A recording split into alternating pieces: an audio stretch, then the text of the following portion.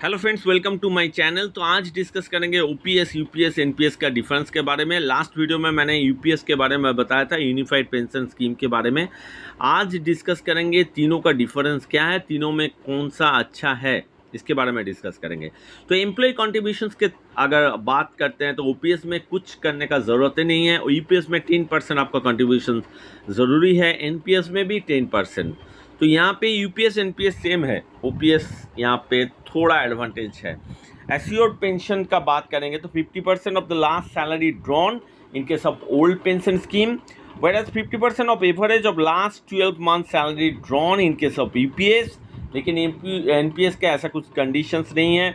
Minimum tenure for full pension पाने के लिए 20 ईयर्स काम करना ज़रूरी है ओपीएस में, यूपीएस में 25 ईयर्स। तो यहाँ पे 5 साल बढ़ा दिया गया है, लेकिन एनपीएस में ऐसा कुछ कंडीशन नहीं है। Proportionate pension for lesser service, आपने मान लीजिए 20 ईयर्स जो ओपीएस में है, तो यहाँ पे मान लीजिए आपने 15 साल काम किया है, तो यहाँ पे भी उस प्रोपोर्शन में आपको पेंशन मिलेगा। यूपीएस में भी वही सेम चीज़ मिलेगा। आप अगर 25 ईयर्स नहीं कर पाए, 20 ईयर्स के किए हैं काम, तो 20 ईयर्स का जितना भी प्रोपोर्शनेट पेंशन है उस बेसिस में आपको मिलेगा मिनिमम। लेकिन एनपीएस में ऐसा कुछ है नहीं। तो अभी तक एनपीएस का कंपैरिजन करेंगे यूपीएस से, तो ईपीएस थोड़ा अभी तक अच्छा आ रहा है।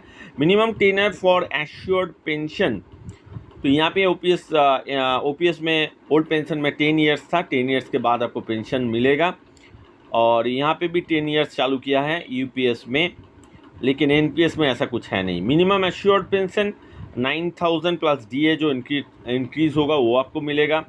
यहाँ पे भी 10,000 प्लस डीए जो आपका इंक्रीज़ होगा वो आपको होगा, लेकिन ऐसा कुछ एनपीएस में नहीं है। Assured family pension 50% of pension, आप अगर नहीं रहेंगे तो आपका जो पेंशन है वो फैमिली को मिलेगा। 50% पेंशन्स मिलेगा। ओल्ड पेंशन स्कीम में 60% ऑफ पेंशन्स मिलेगा। यहाँ पे थोड़ा ज़्यादा है। अमाउंट नॉट एश्योर्ड, एनपीएस में ऐसा कुछ है, ऑप्शन नहीं है। इन्फ्लेशन इंडेक्स, जो डीए बढ़ेगा, जो आपका डीए तो इन्फ्लेशन इंडेक्स के ऊपर डिपेंड करता है, कि यहाँ पे भी यस है, उसका आपको सैलरी के ऊपर इफेक्ट देखने को मिलेगा। एनपीएस में नहीं मिलेगा, यूपीएस और ओपीएस में आपको देखने को मिलेगा। मार्केट बेस्ड रिटर्न, तो एनपीएस पता ही है कि ये पूरा मार्केट बेस्ड रिटर्न है, लेकिन ओपीएस यूपीएस नहीं है। ग्रेजुएटी, देखिए ग्रेजुएटी तीनों में ही आपको मिलेगा। लमसम पेमेंट, यहाँ पे जीपीएफ अमाउंट है यहाँ पे यूपीएस में approximate 6 months of salary for 30 years of service, और यहाँ पे 60% ऑफ एक्यूमुलेटेड फंड ये आप ले सकते हैं, लेकिन एनपीएस में आपको इसके लिए भी रीज़न दिखाना पड़ेगा, तब जाके आप 60% लमसम अमाउंट विड्रॉ कर सकते हैं। So this are the basic difference between OPS, UPS and NPS.